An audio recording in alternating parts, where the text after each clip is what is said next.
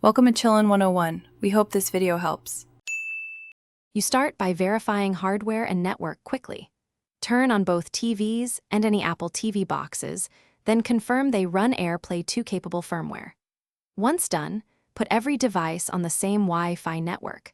5 GHz is preferable for streaming and reduces lag.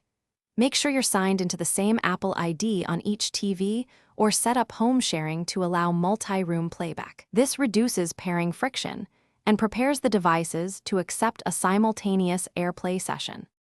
Next, open Control Center on your iPhone or iPad or click the AirPlay icon on your Mac and reveal available playback targets. You'll see each TV listed. Tap one, then tap the other to create a group. On Mac, use the menu to check multiple outputs.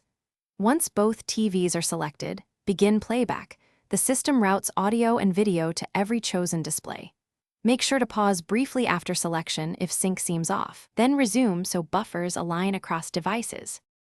To finish, confirm both TVs show the same content and correct orientation. Switch TV input to the Apple TV source if needed.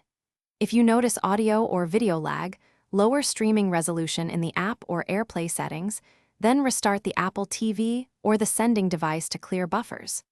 When problems persist, reboot the router and rejoin Wi-Fi, or sign out and back into the Apple ID to refresh permissions. These steps clear most multi-room AirPlay issues quickly.